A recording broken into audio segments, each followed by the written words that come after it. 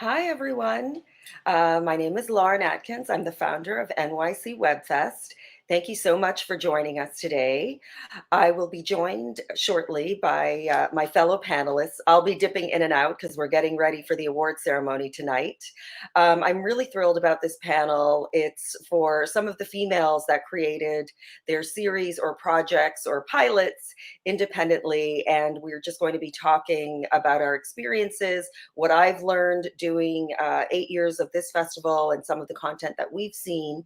So without further ado, I am going to pull in Noreen Lee. Just give me 1 second here.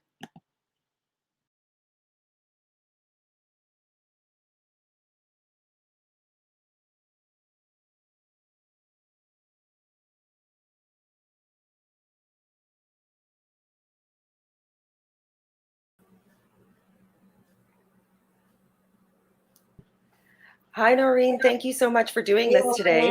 Of course, of course. Thank you. I'm going to be bringing in the fellow panelists right now. Hi, everyone. Thank you so much. So, Noreen, I was just telling everyone before we start, just when other people are speaking, to mute the mic just makes it easier for feedback. And I will let you take it away. Like I said, I'll be dipping in and out, but I definitely wanted to speak in this conversation as well. So thank you so much for doing this. Sure, it's a pleasure. I'm so excited, and it's really a privilege to talk to all of you. Hi, everyone. Hi, Allie. Hi, Jessica. Hi, Neely. It's great to see everyone. Welcome to the NYC Web Fest 2021. And this is the panel for independent female filmmakers. Woohoo! I'm going to start off by introducing each of you. So let's start off with Nili. Nili, hi. Hi. How do you pronounce your last name, Nili? Well, that is challenging. It's called Tsuya, but you can say Tseruya if it's easier for you. Tseruya. Oh, it sounds so nice. And you flew in a long flight from Israel. That's right. Yeah, I'm in New York these days. Oh, awesome. Yeah. How long of a flight was that? How long of a flight? It's 12 hours flight. Nonstop. Yeah. 12 hours. Oh, yeah. Wow. Well, welcome. Welcome. Thank you. Thank you. So I'm going to tell everyone about you. I'm going to read your bio. And Nili Tseruya, creator, producer, screenwriter, and actress. Graduate the Beit, Zivi School of Performing Arts, the Kibbutzen Seminary with a BEd degree in directing and theater, and professional screenwriting courses with the screenwriters Chevy Gavison and Shirley Moshanov. Mushayev, yeah. Mushayev, okay, thank you. Has been working as a professional actress in Israeli film, TV, and theater. Performed several leading theater roles such as Medea, Andriana, Comedy of Errors, Tamora, Titus Andronicus, and Simona at the winning original musical Billy Schwartz. Portrayed several roles in TV productions such as Stitzel, Miller, Very Important Man. One Woman is her debut work, with which she won the Israeli Academy of Film and Television Award for Best Series 2020, Best Web Series. Wow. The Impact Award at Melbourne Web Fest 2020, the Best Directing Award at New Zealand Web Fest 2020, and Best Web Series 2021 Award at Imagine This Women's Film Festival, Toronto Film and Script Awards, and Venice Shorts. Nowadays, Nili is developing the web series format into an expanded, scripted docudrama. Wow. Amazing, Nili. Wow. Now I'm going to introduce Jessica Chen. Hello, Jessica. Good to see you. Yeah, Jessica, nice to meet you all. Jessica Chen is a Taiwanese American filmmaker, writer, and actor based in New York City. Originally from Rockville, Maryland, Jess's work combines elements of Western and Asia media culture to explore themes of identity, love, womanhood, and becoming an adult. After graduating with a double major in English and Asian studies, Jess moved to Taipei, Taiwan, where she founded Little Swimmers Productions, a Taipei-based film production company. After 6 years abroad, Jess relocated back to the U.S., where she founded Recasting the Movies, a nonprofit that promotes diverse casting and media representation. All right. While at LIU Brooklyn, pursuing a TV writing and producing MFA, Jess, created Drama High, a romantic comedy series and love letter to Asian dramas. Wow, amazing, amazing, amazing. Thank you for introducing. Oh, incredible. And then we have Allie Robinson. Hey, Allie, good to see you. Allie Robinson is Black lesbian filmmaker, currently living in Los Angeles, California. She studied entertainment business at Los Angeles Film School and screenwriting at New York Film Academy, and has recently begun to dig her heels into directing. She is passionate about telling stories for women of color and the LGBTQ community, and her goal is to reflect these communities in fresh new ways in her films and shows. She is currently working on 2 pilots and her second short film. Awesome, Allie. It's great. Great to see everyone. So I would like each of you to just introduce yourself and then say a little bit about your project. So let's start with Allie. Would you like to start first and introduce yourself and say a little bit about your project? Sure, I'll start. Yeah, so my name is Allie. Can you all hear me okay? Mm-hmm. Okay.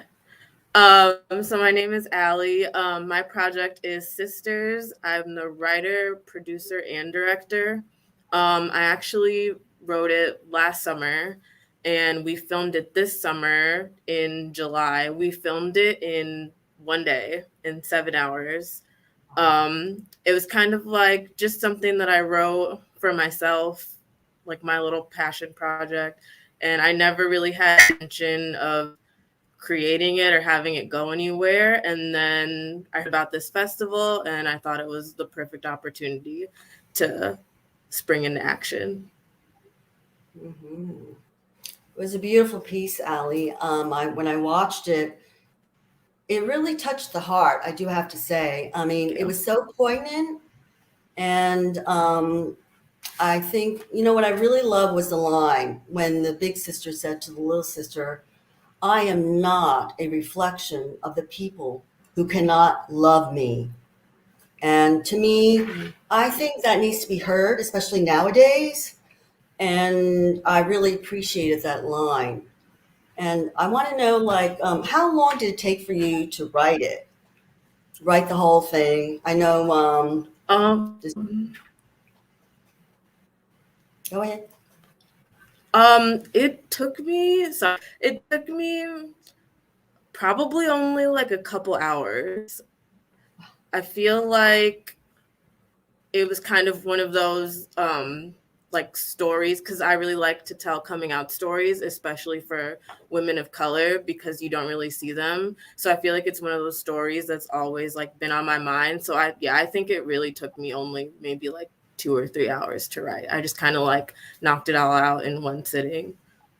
Wow, it's beautiful. I mean, you could really tell that you really poured your heart and soul in it, and you could feel it. The actors were amazing, and it was, like I said, so palpable. Beautiful, beautiful piece. And let's move on to the actors were amazing. I'm sorry, what was that? Go ahead. Did you want to say something, Ellie? Or I'm sorry if I Oh, cut you no, off. no, go ahead. Oh, okay. But anyway, I really, No, you're fine. I think, the other thing is that when I was watching it, I think the theme itself is very apropos, the timing and everything. So, and that's always what it's about, right? You can have this wonderful story and think about it, but it's always about timing, where we're at in our society, in our culture. And and then not only that, like I said, not just the script, but it was presented in such a beautiful way. And that's what attracts people, when it touches the soul, the heart, and they can relate to that. So it was a really beautiful piece. Yeah. And that was my goal. So. Well, you got that. You got that clearly, very, very right. Jessica, can you please Thank you. say Hello. a little bit about yours? So the question was like introduce ourselves and our project, right? Yeah. So hi, I'm Jessica. I'm a screenwriter and also producer, sometimes actress. I'm currently doing this TV writing and producing MFA at LIU Brooklyn. And actually, Drama High started out as a project for school. Like we got an assignment to write and shoot our own pilot, and I was like, oh, I'm going to spend time doing this. I'm going to take this as far as I can. And so Drama High started out with me watching another web series for class, which was called Video Game High School, which I don't know if you've seen before, but it's really great. And I was like thinking, well, I don't know enough about video games to do another Video Game High School. So I was like, what is one thing that's been a constant in my life, this in my entire growing up time? And I realized that I've been just a huge avid watcher of Asian dramas, like whether they're from Japan or Korea, Taiwan, China. And so like, I was like, okay, I'm going to synthesize all that knowledge and make a show about a girl who understands like how drama tropes work and uses it to kind of hack the system. Because Drama High is about a working class girl who, through a freak accident, ends up at like an elite high school where like they're pretty boys and everyone kind of operates like they're in an Asian drama. And then she decides to use her knowledge of the tropes to like get ahead on the social ladder, help her mom and stuff like this. So that's what my story is about. It was so funny. I loved it. Yeah. And it was like at the end, it's you want to see more. Good. That's the point. Are you going to create more? It's the start. I just want to ask you because I love the way how it ended. Mm-hmm. And I thought to myself, this must be just an intro because there's got to be more to it. Yeah. Right? Are you going to create more? Or? Yeah, I'm working on it. So like, yeah, because like I know in our web series class and also TV writing classes, we're always told that a good pilot needs to show you what the rest of the show is like, so you don't like lead your audience on kind of a false premise and then they know what to expect and come back for every week. And like actually Drama High doesn't do that, because if this was like a proper pilot, then you would also see how she deals with the school afterwards and understand how that world works. But I very purposely ended it where it did because I knew I wanted to then work with a writer's room or a writing team. And I didn't want to have my decisions restrict them too much about where they want to take the story. So basically, how do we get Archer to the school? And then who are these characters? What is this world that she's in? And that's about it. Yeah.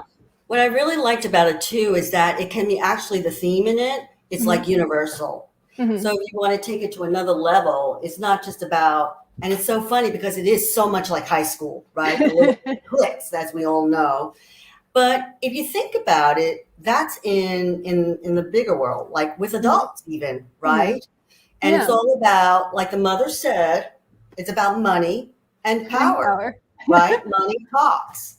Yeah. So if you look at our society, I mean, regardless whether it's America or anywhere else, China or Europe or whatever, money talks. And people at that level with a lot of money, they feel like they have a lot of power. Right. And like, for sure, like one of my writers on my team, like for the subsequent episodes, her name is Lucia. Shout out to Lucia. She lives in Germany and Skypes in really late at night to write with us. But she always said that she felt that the school was kind of like a microcosm for the greater world, especially in terms of like class conflict. There's a lot of like classism and stuff going on. and like how people put up fronts in society and stuff are just similar to how the kids put up like fronts and feel the need to push people away or like act like jerks and stuff like this. And I think it's really interesting. Yeah, it was greatly done. I loved it. Loved it. And like I said, it's like it sets you up for future episodes. Mhm. So just put a little seed there. But I think it's great. It's wonderful, and everybody Thank you should so watch it. much. I'm glad you liked it. Yeah, it was great. And Nilly, ooh, share your project, please, Nilly. So, first of all, thank you for having me here. I'm very honored to be part of this festival. I'm an actress. I've been an actress for many years now. It's the first time I've created something on my own. And One Woman, I'll tell a few words about this. It's a web series that is based on true stories of 6 women who chronicle their experiences that reshaped their approach to their own sexuality. And they're all based on true interviews I've made with women who wish to remain anonymous, and therefore I'm their face and voice. I portray them. And so in each episode, I portray a different woman revealing her own journey. And it was made in a documentary style because I wanted to keep as much as possible the authenticity of the women and their stories to make it as real as possible. And it's been out in YouTube. I distributed it almost 2 years ago, and well, it's amazing. The responses are amazing. The impact of it for the reflections that I get from people who view that, from women and from men, very surprisingly. And it made me be hungry to create just more. And so these days I'm trying to develop it to a TV series. And another thing that I really would love to happen is that if I would find some more female creators that would like to use the same format and make some more stories of women from different cultures and countries, so that there will be, like an international document of this revolutionary thing we're going through as women these days. I think it could be very impactful and interesting. Absolutely. So if someone is hearing me and would like to pick up the glove and do something about it, I would love to hear from you. Well, for one thing, Nilly, I mean, you played 6 different people. Right. And you were so different. I mean, you played each role so well that, Thank you. it makes you, when I'm watching you, you're just that person, that character. And I'm forgetting already you're in that, you're in the previous episode or whatever. You did I'm such so a great proud. job. Thank you. It shows you're an actress. You've been acting for a while. But I really, really appreciated also just the stories and the whole subject of sexuality. And it's timing. It's absolutely timing. It The is. freedom of sexuality. And the stories, each of the stories, I felt all women around the world could relate to that. Yeah. And whether it be the first one, a third one, whatever, it touches every woman in the world because each of the experiences are so different. And it was beautiful. I had a quick question. How did you find those stories? I mean, did you know the women, or did you? No, it's a great question. Actually, when I try to have those kind of open conversations with my friends or sisters, it was so hard for me as well as an interviewer, and I felt we can't really be as honest and open as I truly am seeking, But once I started talking to strangers, and I got it first with my beautician woman, I just shared with her my dream, and she told me, listen, while I'm treating women, we sometimes are talking very openly and intimately about our private sexuality. Let me ask them if they want to do it.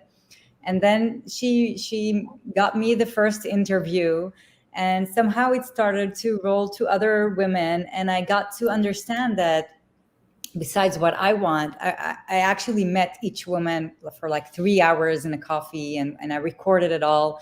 And then from the 3 hours, I met it like a 5-minute monologue. But I understood that during this talk, it's not only me who is gaining something out of it, but also they got an opportunity to tell someone with no judgment, with no, she won't see me again, and she will have the opportunity to watch her story afterwards, being portrayed in a different, a little with a certain point of view. And I think it's something, well, the responses I got from those women who I interviewed were quite amazing. Some of them, they had complex issue, they didn't realize what they actually said, and others were very happy to watch it, and they felt like they grow from it. But I think that something that is common to us all, and maybe that's why it's easy for us to relate, is because it is a very complex issue for all of us. It's not, yeah, I think it is, because there are a lot of gaps between how we were raised and how men are raised, and that we are, as women, supposed to be very attractive and sexual outside, but then we should be very modest and, virgins, female in the actual act. So I think it is something that each and every one of us is going through, and it's not just an easy path for all of us. And I think it still is even for young women today. There's still a lot to go through. Absolutely. I mean, it opened my eyes, because coming from an Asian culture and being a first generation actually here, just saying the word sex is like taboo. Yeah. It's like a dirty word. You can't even say the word. And so, at least in my family, it could be different in other things, but, and to see that it's cross-cultural in terms of allowing a woman to just have the freedom to be herself and to embrace her femininity or her sexuality, and whatever it may be, and not be judged or criticized, and just be acceptance, right, for who she is, or, and I love the fact that all touched upon different areas of that, whether you're transgender or, what changed in different, that's okay, because that's who that person is. Yeah. And I really, really appreciated that. And like timing again. And I agree. We should have more of that. I really wish. I'd love to have an Asian point of view with true, authentic stories. It was so. Thank you for all the words you just said, because it's really that's the core of it all, of all this project. Yeah.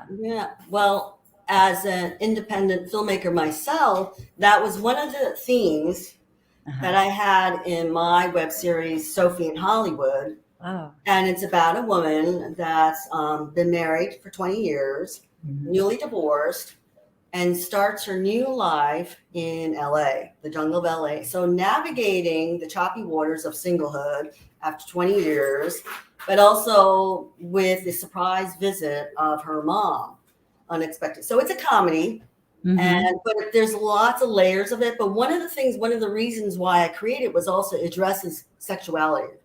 And one of the things was to create this platform for Asians and others, that to bring it out there, that it's okay to just talk about it. And there's this one scene where she talks about it with her mother, her tiger mom, And but I think it is cross cultural as well, and that conflict, and then her also trying to embrace her identity and feel good about it, be confident about it, and sexuality is a big part of that. Yeah. So that was one of my themes as well. Sounds very interesting. It I'll needs to be out definitely there. watch it. Yeah, I'm going to send you all. I forgot. I am so sorry. I forgot to send you all the link. I'll send it to you Thank you. afterwards. Well, I was so excited just to see everyone's work. And yeah, so I'll send you all later up. Okay. So my next question, and I'll throw it out there, whoever's ready to jump in. Can you talk about the production process? And I know that all of you, this is your first debut. This is your first project. It's your debut. So I would love to hear the production process and also the main takeaway. What did you learn from it all? Anybody could just jump right in. I'll say that the production was the hardest part of it all for me.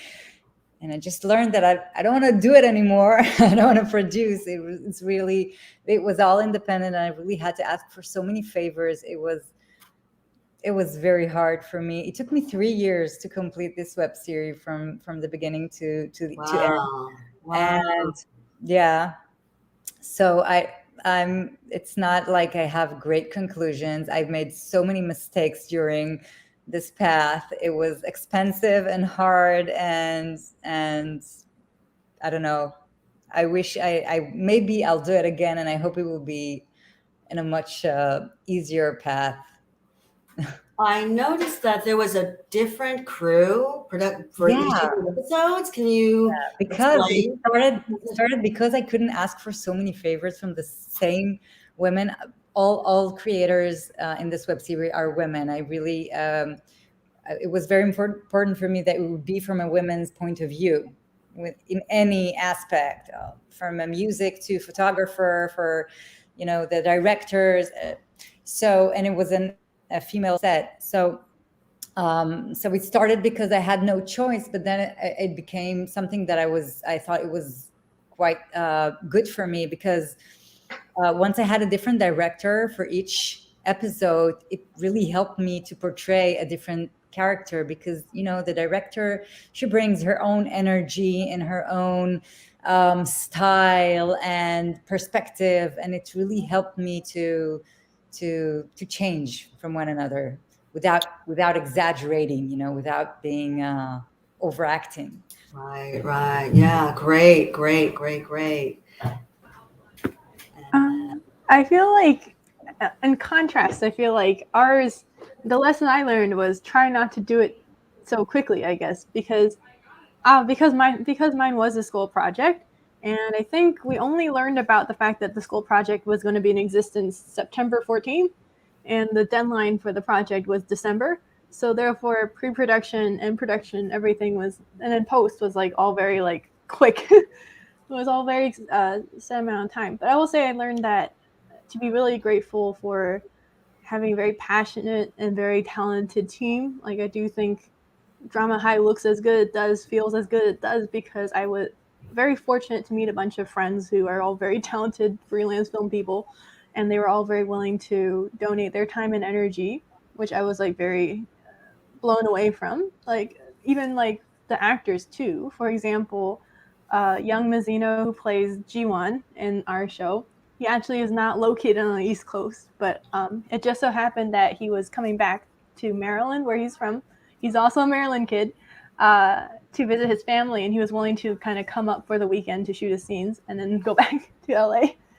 So that, and like that kind of generosity always like floors me, I guess. I never expect it from people, but the fact that people believe so strongly in the project was very cool.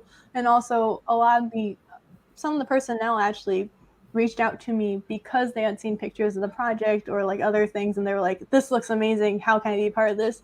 Like, that happened with our very lovely composer who made all this wonderful like original music. She and like licensed it to us, signed the contract, everything. And she like reached out personally to me. It was like, this looks amazing, how can I be part of this? And I think Drama Hide would be very different if we didn't have that original score part of it too. Like, she made such cool strong theme music for like Hideo and stuff that I couldn't imagine with other music, like just temp music. So yeah, just very grateful for all the help I've gotten so far. It's definitely not a one-woman endeavor. Yeah, beautiful. That's, as we know, it's the production team, right? And they're so important. And choosing the right people, right? For sure. And the generosity of people. And I noticed you filmed during COVID. How was that? That was like? exciting. I had not only paid for our COVID compliance officer's training, so he had to take like a course and everything, and then we had to have all the different requirements on set, like his equipment and stuff, like I paid for. And we were all very, very careful to keep things as safe as possible.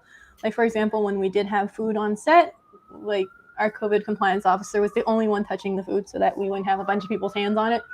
And then there are also other things where I even had to rewrite parts of the script to try to, and cut out characters to try to lessen the number of people on screen at any given time or on set. So, for example, the big one would be the last scene where you have in the classroom. Originally, in the original part of the script, there would be like a teacher, the headmaster was there, and like it was supposed to be in front of the whole class. But like that would have been like a lot more kids. So I was like, okay, what if they're having this confrontation before classes begin? So the classroom is empty and it's just the four of them. And so there were like different things where you have to like move things around or figure out how best to do that, or like talk to the people in charge of different locations to see if they could make it during a time where there was no other customers and stuff. Like for the pet store, we shot, they're not open every Sunday and Monday, so we shot on a Sunday so there would be no customers in contact with us and stuff like this. And then we wiped everything down and whatnot. So we were very, very careful. Awesome. No one got COVID. We checked. That's so funny. We were good. That's so funny. Well, as filmmakers, we have to be adaptable, right? Because anything goes. And you always have to be ready for that, right? It's like, expect the unexpected and go with it. That happened a lot too. We all had to be very flexible. Awesome. Awesome. How about you, Allie? Yeah, so I feel like for me, the production process was like completely different because I think we did everything from start to finish in like 3-4 weeks.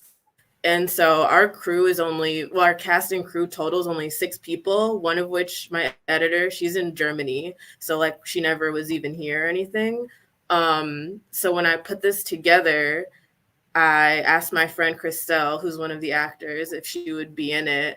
And then she was like, yeah, and she's like an actor and does other things. So she was like, oh, I have a crew, they can like film it. So I was like, okay, perfect. So literally like the day before we were supposed to film, I was like, oh, like, are they cool to meet at 1? And she was like, oh, they can't come. And I was like, okay. So I literally asked a roomie who happens to be a DP if I was like, can I use your camera? I was like, I don't know what I'm doing, but can I use it? And then she was like, oh, I'll help. And she recruited her friend. And so the 2 of them and me, and then the 2 actors, that was all we had. And we went to the park. We shot it with my roommate's camera. And then like 3 hours into the process, realized that we couldn't hear anything. Like we played it back and the wind was blowing and you couldn't hear the actors. So then I literally had to run to Best Buy and like get a mic and like basically had to start all over again. And like the sun was going down, had other places to go. So we like shot in 7 hours and then my roommate uploaded it. She gave it to me. I gave it to my editor and then she sent it to me. And that was like production from start to finish. So amazing. Can I ask which park that was? Was that in LA? Where did you film that? Yeah, it was near Kenneth Hahn Park. Which one? I'm sorry, I didn't hear you. Oh, so am I? Okay. Oh, which park? It's near Kenneth Hahn. Oh, okay, I know that. Okay, it looked a little familiar. I wasn't so sure. Yeah. Well, you know, with outdoor shoots, it always presents a different set of challenges. And I noticed there was that breeze. I noticed, Yeah. and I thought you did a great job. Did you guys rehearse beforehand, or everybody just showed up and you just did it all in one take? How did you do that? No, we didn't rehearse at all. And actually, I never even met Jelena, the other actor, until we showed up to the park. Wow. Yeah. Wow. Yeah. Well, they're extremely great actors. I mean, they jumped right in, and They're they amazing. just did a great job. Like I said, you could really feel the emotion. It was so palpable. So, Lauren, They had great chemistry. yeah, that was the first thing that really hit me. It's the heart, it really affected my heart. Mm-hmm. So thank you for sharing that, Allie. And I want to grab Lauren because I know Yes. Lauren is in and out. So now that I see Yes. you, I'm here. yeah, yoo-hoo. So, but Noreen, you have to talk about your production experience too, because you had quite a bit of cast members in your series. So when did you guys film that? When did you film Sophie in Hollywood? We actually filmed it March of 2019. It was 2 years ago. So it was pre-COVID. Thank God. Right. And we had a lot of locations. Yeah. And we had to actually cut it down because of that. But also as an actor first for many years, I knew at some point I wanted to create my own stories. And because I noticed that there weren't enough stories, from Asians and with my age group, especially 40 and above. And I really feel that now with the population growth and all that, and I just want to create a story, not so much as an Asian story, although the hero, Sophie, is Asian and her mother, and her friend. But if you notice that there is a diverse cast. So what it is basically universal things that people can relate to cross-culturally. Yeah. And it's about identity. It's about family. It's about a mother-daughter relationship that could be cross-cultural. It's about a woman trying to be true to herself while going through the transitions of life. And you hear, she hears all these voices from best friend and all that. But at the end of the day, what really is important is for you to listen to your own voice and make your own decision. Right. And so, and what a lot of people, like the director, she really liked it because it's unusual in the sense that you would think a woman at that age is pretty worldly, pretty experienced. In terms of there's a real naivete, right? Yeah. And I do have to say a lot of it was taken from my own life. That a lot of writers, we get inspired by real life situations.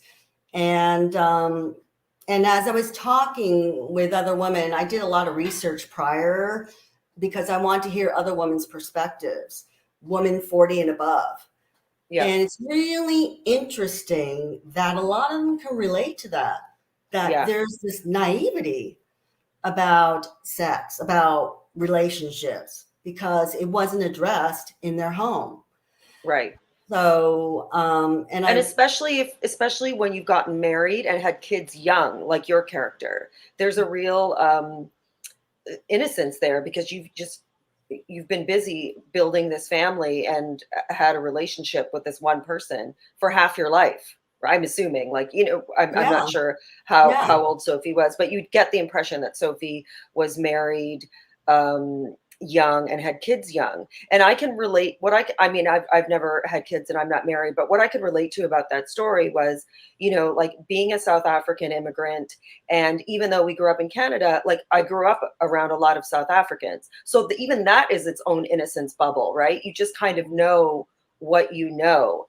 And what I could relate to too, with you moving to LA, I love that you had also moved somewhere. So everything was new. Your new life, your new location, and then a blast from your past shows up. So so the mother-daughter relationship was really great too. It was very beautiful. Thank you. You're welcome. Speaking with the production thing, it's just amazing about the generosity of people. Yes. And in post-production, which was during COVID actually, and people that had jobs were suddenly didn't have the jobs. So Hollywood basically shut down throughout Yeah. COVID. I mean, most of COVID, right? Especially in the beginning. And people were just looking for work, or it gave people then myself who needed post-production people to ask people who's been veterans in the industry who's been working 30 years or so on major projects, Hollywood projects, with time on their hands, Yeah. and being able to then work on it. And the generosity, though, it's incredible. It's Yes. incredible that they just wanted to help. They want to help new filmmakers. They like the story, and they just wanted to do something, you know. And it's again, you know, it's people who just want to help one another, and that's what Yeah. it's about. And then you pass it on, you know, you have that Yes. experience and you want to give back. And Yeah. that's how it was with them, for all of them, that it happened to them years ago when they were, and then they want to do the same. So, and that's what it's about. But anyway, I want to hear from you, Lauren, since you've been a film festival director for several years. What have you seen the changes in regards to female filmmakers? What's interesting, what I find interesting is, so how this all started was I had a project in LA Web Fest in 2013, right? This is how it all began. And I spoke on an independent or an indie film panel, something like this, like, and obviously everything was in person back then. Uh, I spoke on a female filmmaker panel, and don't get me wrong, like I didn't feel condescended anyway by us being there, or I certainly felt respected, and I knew that the festival director wanted to push us and promote us. But there was the kind of that element of like, you go girl type of thing. And now, because it was like a novelty, even though women have been producers the whole time, even in Hollywood, like a lot of the person behind the director is usually a woman. And I'm saying the director because so many of them getting the big Hollywood gigs are men. But now with web, like just doing this over the years, it's just sort of commonplace. Even the stories that we get that are written and directed by men are now women's stories. So when we're shortlisting Best Actress, I mean, it's a massive shortlist because, like I said, whether it be indie productions or a higher budget productions, because we get things that are like funded by Screen Australia or the CBC in Canada, or even digital studios in the States as well, around the world, France, everything. Even like I said, even those male directors and writers and producers are writing for females. So that's a major difference. I'm actually like remembering things as I'm speaking. You know, we'll get like these high budget things from France. This is several years ago, and it's a buddy cop series, or you know, a car exploding. You know, like the stories that of, you know, someone just being in a bikini for no reason, we don't really get anymore. You know, some of them, it was like that a few years ago. It's amazing how quickly things have changed.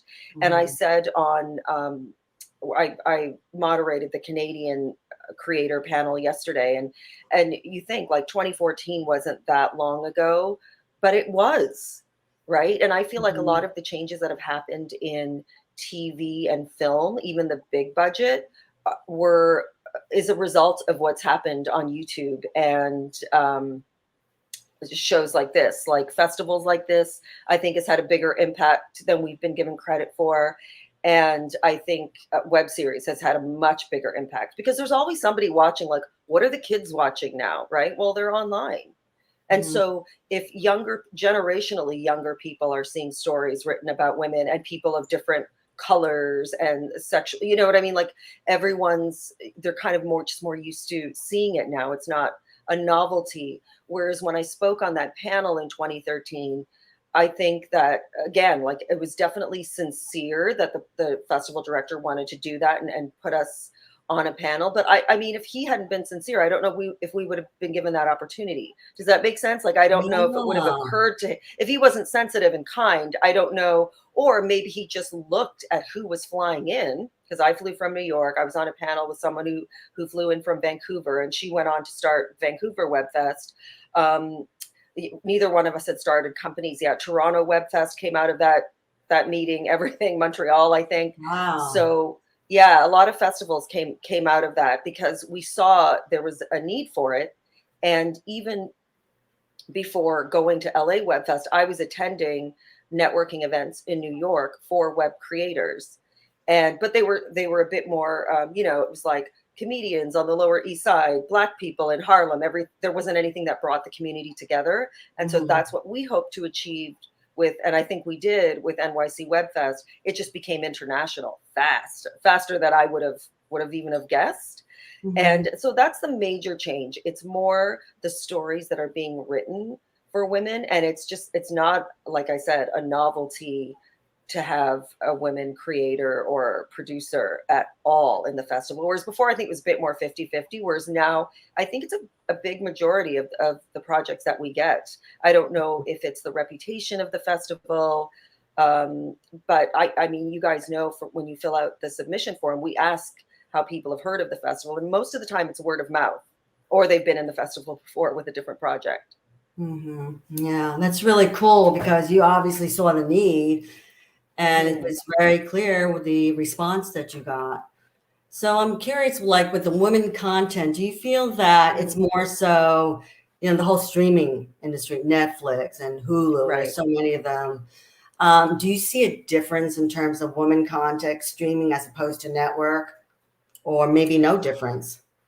Well, it's funny that you say that because I remember this probably a couple of years ago. I'm in this bubble for so many months, just watching so many independent things and so many submissions that when I finally, relax after the festival and I put like a CBS on or something like that, and it's like, that cop is a size 0, her face doesn't move, and she's 55 years old. I'm so not used to seeing that because I'm used to seeing people of all shapes and sizes, all different colors at the festival. So that's always jarring. But I haven't really watched too much network stuff recently to know. Like I'm always just in this, like I said, this bubble for a couple of months at least. Yeah. So, but with streaming, definitely, I feel like it's a bit more, and even, I mean, HBO was always pretty good, but yeah, I feel like it's going in the right direction, certainly. It seems like it, especially they're bigger now. I mean, if you look at the award shows, they're the ones that are winning a lot of the awards. Yes. It says something. And I agree. think the audience, they're tired of the stereotypical, predictable kind of stories, and they want substance. They want real stuff, authenticity. Yes. And especially where we're at right now in our world and dealing with all these things, people want realness. Let's get real now. Let's not, pretend anymore. Yeah. And real could still be, just people that look the way that in the communities that we're used to seeing in a comedy. It doesn't have to even just be, a drama or something painful or a slave story. You know what I mean? It can just be something fun and light, but with a community of people that we're used to seeing when we walk outside in the street, not just how we're used to how we grew up seeing only a certain type of person on television. Right. And that's real. That's realty. I mean, not everyone's going to have a size 0, Right. And I think the real TV, actually, when that started, the real TV with real people, I noticed there was a shift in how they casted for commercials and also the TV shows. Like all of a sudden, there was a shift in diversity in all aspects of a person. So Noreen, are you a full-time producer or you're in LA, right? And are you acting there, or are you going to be making more episodes of your series? I meant to ask about that. Yeah, thank you. I think, with Sophie, right now I'm thinking it is what it is. And I'm already writing a different story, a comedy. Okay. So, and I think that one's going to be really more fun. It's also about genetic testing and all that. So, and to be honest, I really want to see how it took off. When it's your first work, you're not really quite sure, right? And you just want to see what's the momentum Yeah. and how people respond to it. So to be honest, I was pleasantly surprised, actually. Yeah. It's been really heartwarming to see how people really can relate to that and enjoy it. Mhm. Women of all ages, young, women, and I wanted that, to speak to them as well. It doesn't have to be this demographic. And even Right. with men, Yeah. they go through the transitions in life and trying to figure things out. So it's been nice. It's been nice. Yeah. I love it. I'm very curious to know what's next for all of you, but I don't want to take over your wrap up if you had a way that you wanted to wrap up. No, So yeah, yeah, go ahead. I'm curious to know what's next for all of you creatively. It's so funny that this is a panel with and it's their first project. Like I didn't know that going in, but I feel like instinctually I did. That's why I put the word indie in it. But I didn't know. I just really didn't, because I've just, it's been like 3-4 months of so much screening and planning. And I wanted to comment too on what you guys were saying on the generosity of people. It's how this festival is alive. Like it's really, I mean, we're talking last week, 2 people texted at the same time and going, okay, if I'm here if you need me. And one of them filmed 3 awards, because like everything is so much more organized when it's online. I don't think people understand online festival is a lot more work than in person, because in person right now I'd have somebody handle the lighting and the tech stuff. Well, no, I'm doing the StreamYard feed, right? Like it's so much work when it's online, and you have to have the deadlines much sooner. So one of the people, she's already pre-recorded 3 awards clips, right? Because the awards are we already know. And another person moderated a panel and recorded an awards clip like within 24 hours. So it's true. It's the generosity of people that help get you through. And even with this festival at 8 years, I've had so much help. But in 2020, it was a lot easier because everybody was at home. I will say that putting it together this year when people are thrown back to work for the first time in ages was a bit, they didn't have the time and they're overwhelmed and I'm So I fully agree with what you guys were saying with the generosity of people. Even you guys taking your time out to do this is helpful. Yeah. And then with this, originally you wanted this year to actually be in person. And Yeah, I then was hoping it would be a hybrid, and it just got closer where even other festivals that were supposed to be this weekend, they went digital too. And one of them I think was supposed to be in Miami, which is wide open. And even still they decided to go virtual, and that's a festival with big sponsors. So I thought I don't feel too badly knowing that because in the end, like as your business grows, it's more about like what you can do, right? Like I could rent a theater and have only 40% of people show up and then be in debt do you know what I'm saying? Like, yeah. and then not enjoy this business. So I made the decision when I got a vibe that not everyone was going to come. Some people were, some people weren't going to.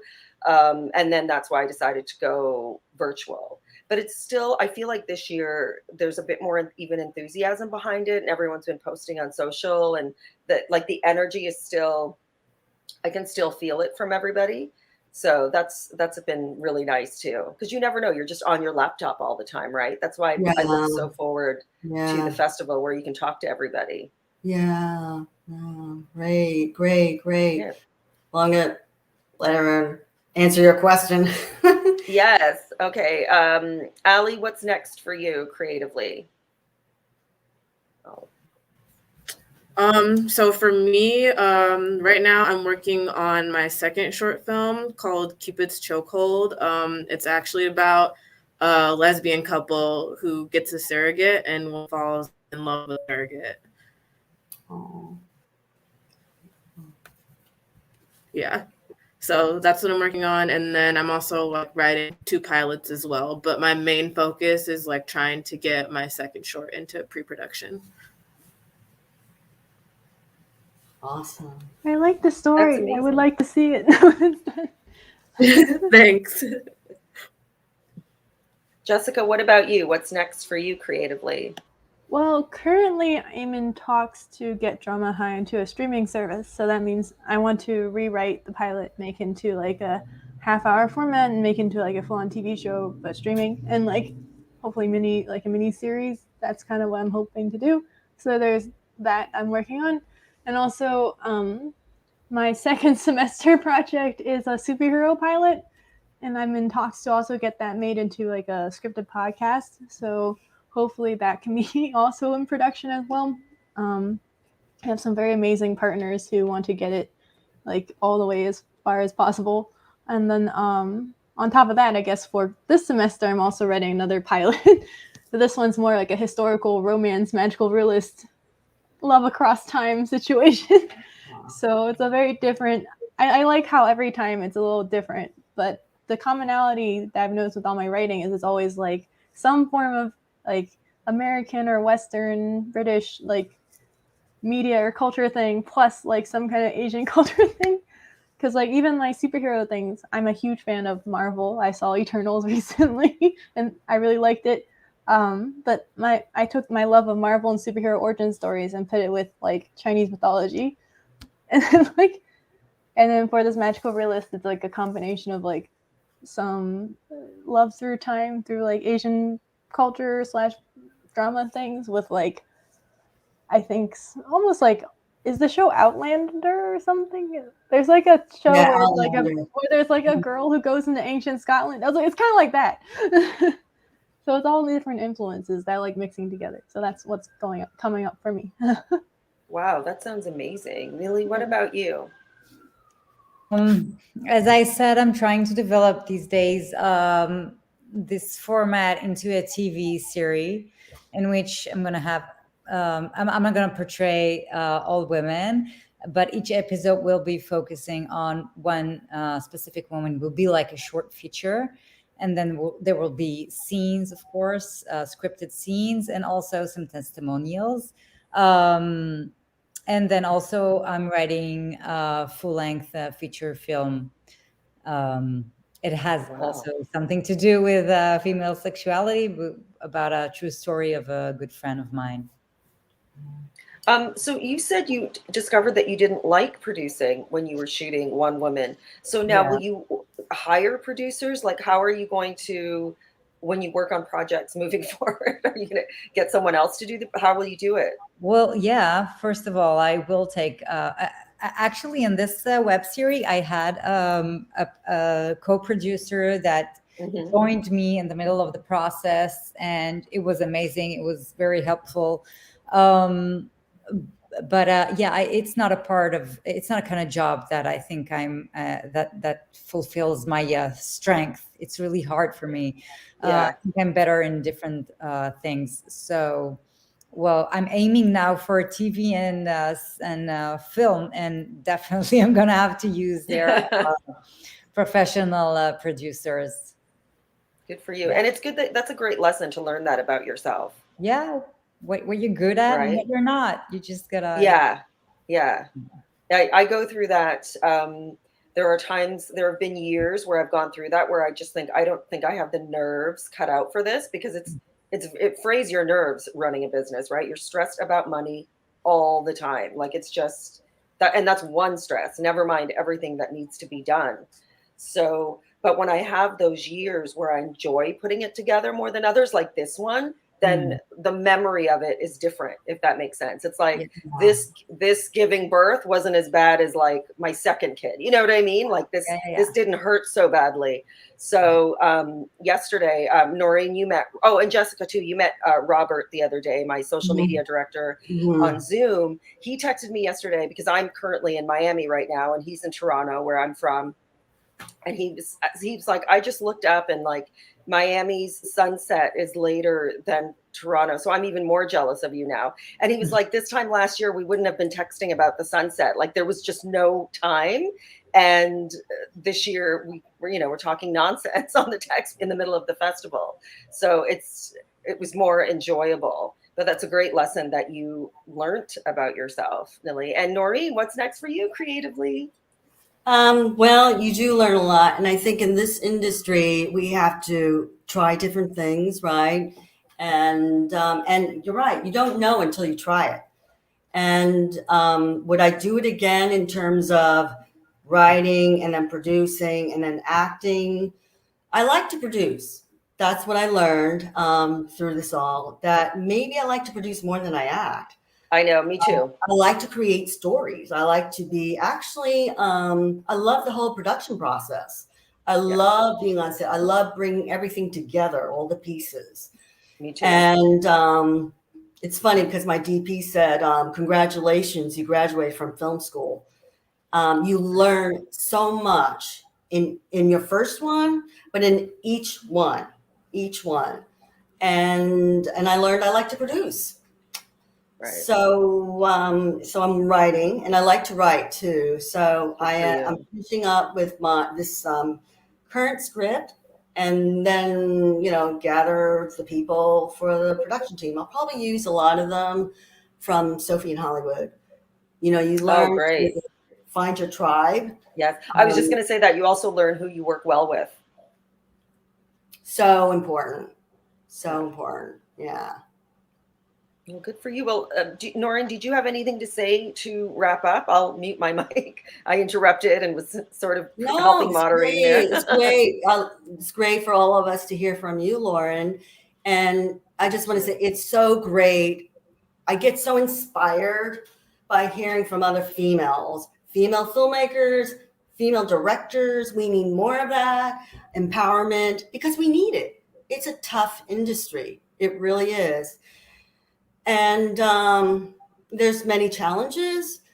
I have to say, just being a woman still, I get it, and I agree that there are more women decision makers, but, across the board, like in streaming, Netflix, Amazon, a lot of them are still men. I know they're working on bringing in women directors, like for programming, which is awesome and all of that. But we need more. We still need more. Yeah. We need more diversity for sure. I think we've come a long way, but we still have a ways to go. I do have to say, but we're heading in the right direction, and it's great. It's great to see that. Yeah. The woman diversity today as opposed to 10 years ago. For sure. Yeah. So to wrap it up, the question to throw out to all of you is, how can people follow you with your projects, with your growth, and that would probably be related to whether it be social media, just how people right now, how can they just follow you? Just throw it out there. If someone wants to watch One Woman, it's on YouTube. And then following the next projects will be, I guess, following me and on Instagram or on Facebook. I think Instagram will be easier. And that's my name, Nilit Soya. And I think that's the way that I can think of right now. Great. So if people just searched your name on Instagram, your name, they could find you. It's pretty straightforward. Awesome. I like that one. It's really simple and straightforward. Okay, who's next? I guess for me, you can probably visit either my Instagram, which also has the show's Instagram in the bio, so you can follow both. Unfortunately, because my name is not that, my name is super common, so you're gonna have to look at, like, for my Instagram, it's Jess W Chen. Like, you need the W in there, otherwise there's a bajillion Jessica Chens. But yeah, you can do that, or you can visit my website. I'll probably post about projects on there too, but mostly Instagram would be the best. So what's your website? What's the name of your website? It's like jessicawchen.com, I think. Oh, okay. It's like my name. Great. Awesome. Thank you. How about you, Allie? Okay, best way to follow me is going to be on Instagram. My Instagram name is @almorgstv. So it's ALMORGS TV. And I have the link to my short film on there, and then also information about my upcoming short film as well. Awesome. And is your short film on, which platform is it on? I remember you sent me the link. Can people find it on there? Oh, yes, it's Vimeo. Vimeo. Okay, cool. So if they searched sisters, they would be able to find it on Vimeo. Yes. Cool. Great. Thank you. And then, so that was the other question I was going to ask you guys, but maybe another time. In terms of, as we know, as indie filmmakers, as we know, social media is just part of the marketing thing, right? And it's a challenge unless you have already dedicated a budget for it, because as we know, a lot of these big shows, they already have it in there. But indie filmmakers is a totally different ball game. So I don't have a page for it, but you can follow me on Instagram or Facebook if you still use it. My name, Noreen Lee, and then Instagram is actually North Star 4 because Lee is such a common last name. But yeah, and then Sophie in Hollywood is actually on YouTube. That's amazing. Thank you guys so much. For us, everything is just at NYC Web Fest. You could reach me personally through all of those links. So like my personal Instagram is attached to NYC Web Fest and everything. I'm putting that out there for anybody that wants to find out more about the festival. I actually, with some of our lives being on YouTube, people have found the festival that way. So that's why I'm putting it out there. But thank you guys so much. I really appreciate this. Noreen, thank you also for moderating and doing all of the research and everything like that. It was great. Yeah, I love this. I really wanted to be a part of this panel. So thank you. Thank you very much. Thank you, guys. Have a good one. Thank you. Thank It's really you. cool talking to Thanks, everyone. Thanks. Bye. So nice to meet you all. Bye. You too.